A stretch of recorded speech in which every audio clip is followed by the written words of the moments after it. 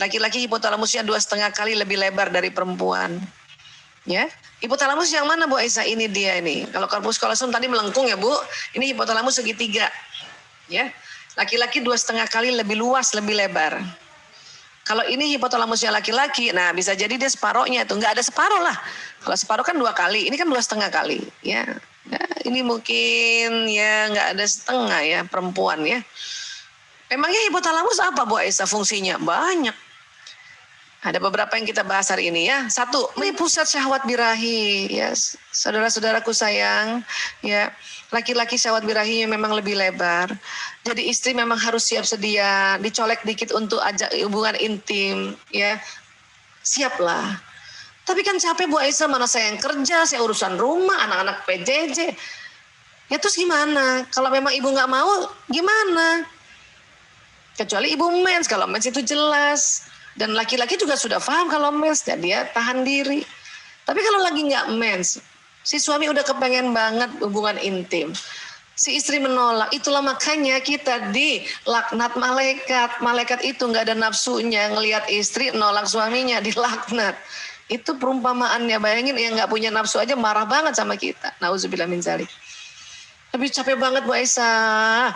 Itulah makanya harus juga minum kayak madu, kayak herbal, kayak apa kayak ya olahraga sedikit biar fresh, bugar, relax dan niatkan tadi ya Allah. Saya istri soleha ya Allah. Kapanpun suamiku minta untuk hubungan intim suami istri, mohon kekuatan pada diriku ya Allah. Ya, kan tadi kita udah belajar. Minta sama Allah. Nanti Allah akan kasih kekuatan, Masya Allah. Kenapa? Malaikat itu mendoain kita. Tahu kita punya kekuatan. Birahi kita juga naik. Dan akhirnya menemukan kepuasan. Bu Aisyah, saya nggak bisa Bu Aisyah. Saya ada cancer. Saya ada cancer mulut rahim. Nah itu harus dibicarakan sama suami. Suami yang bijak ya dia sangat-sangat paham. Gimana caranya Bu Aisyah untuk saya juga mau bantu suami saya supaya birahinya tersalurkan. Tapi nggak perlu dengan saya carikan perempuan untuk jadi istrinya. Ya ibu harus pintar, harus cerdas. Gimana caranya? Ya tentu mungkin tidak lewat vagina kan. Itu bisa kok.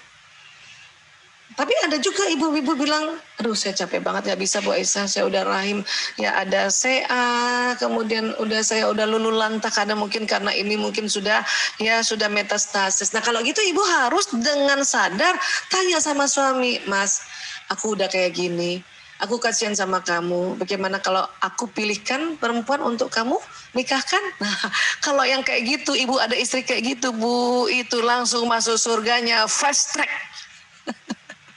Tapi sedih banget Bu Aisyah, kan jadinya poligami. Pastilah, pasti sedih, masa nggak sedih? Tapi kan kondisi kita tidak menyanggupi untuk menyalurkan syahwat birahinya suami. Ini harus juga sadar.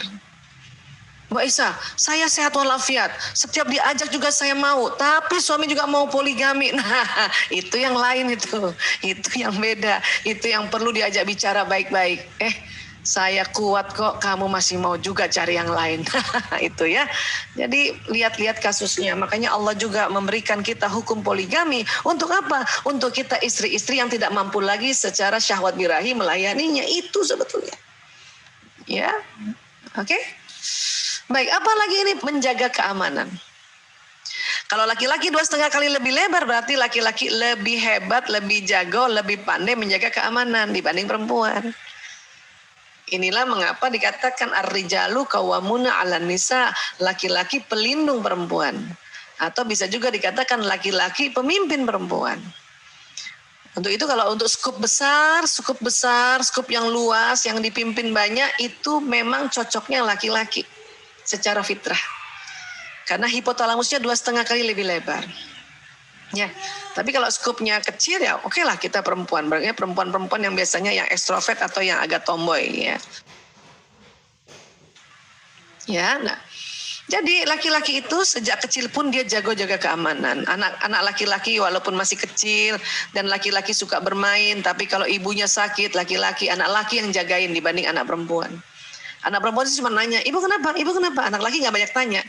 Udah. Ibu mau tidur. Udah aku jagain di sini. Itu kata anak laki. Ya, makanya mengapa anak laki-laki itu dekat sekali sama ibunya. Kenapa anak laki-laki tidak jagain bapaknya? Karena bawah sadar anak laki-laki itu ya merasa bahwa bapak nggak usah dijagain. Kenapa? Karena dia juga punya hipotalamus. Ngapain jagain bapak yang hipotalamusnya lebar juga? Begitu anak laki-laki bawah sadar mengatakan itu. Tapi kalau udah sadar, udah belajar kayak gini, baru ngerti, oh pantesan gitu. Itulah makanya bapak-bapak jagain anak perempuannya. Karena dipikir ibunya udah dijagain sama anak laki gitu. Ya. Oke, apalagi Bu Aisyah, hipotalamus ya, selain menjaga keamanan pusat lapar dan haus.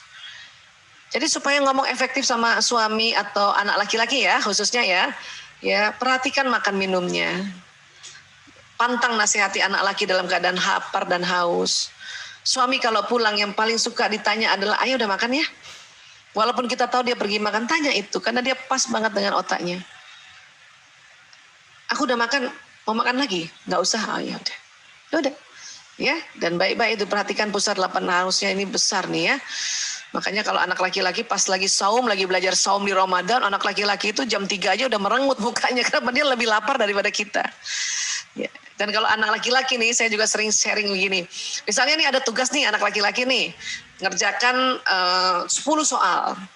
Sudah dikerjakan 8, tinggal 2 soal. Kemudian dia bilang sama bundanya, Bunda, aku lapar. Itu tolong kasih makan aja dulu. Tapi biasanya bunda bilang begini, udah tanggung 2 lagi. Lapar bunda, tanggung. Nah di situ ya anak laki suka berantem nih, suka ngamuk di sini. Kenapa bun? Kalau kita perempuan karena hipotalamusnya kecil, makanya kita tahan lapar. Makanya 2 soal gitu kita bilang tanggung dikit lagi. Tapi anak laki kalau dia bilang saya lapar, itu berarti sudah setengah jam dia tahan lapar dan hausnya bun. Jadi lebih baik kasih makan dulu. Dengan bikin janji, abis makan kerjaan dia ya. Itu akan cepat, gak perlu bertengkar, gak perlu ngamuk. Ini yang perlu kita harus tahu, karena yang kecil-kecil ini kadang kita bertengkar. Suami juga begitu. Ya bantuin dong Mbak ya.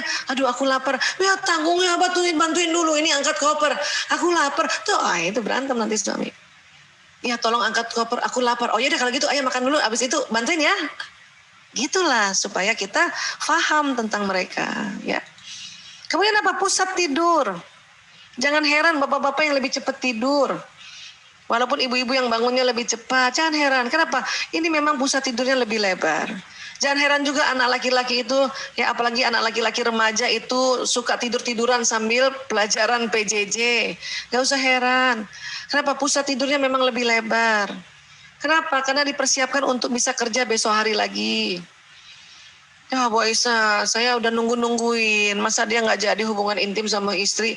Biarkan tidur dulu Bu. Nanti tengah malam dia bangun itu lebih libidonya naik, birahinya naik. Jadi kita yang nggak tidur nggak apa-apa, hipotalamus kita kecil, ya perempuan aja ya tidur aja otaknya kerja gitu. Kalau laki-laki karena hipotalamusnya lebar, kalau laki-laki tidur 70% otaknya off, 30% yang on. Tapi perempuan karena hipotalamusnya kecil, nggak ada setengahnya ini. Kalau lagi tidur 90% otaknya aktif, 10% yang off. Itulah makanya kita dengar apa aja. Anak masuk kamar dengar, anak nangis dengar. Ya. Kadang jengkel kalau lihat bapaknya tidak bangun-bangun padahal anaknya nangis. Padahal memang bapak nggak dengar. Ya. Ini fitrah yang Allah desain. Makanya kalau kita marah-marah terus sama laki-laki, apalagi kena fitrah, berarti kita marah sama Allah. Ya Allah, astagfirullahaladzim, na'udzubillah min dzalik. Itulah cepat-cepat kita belajar ya.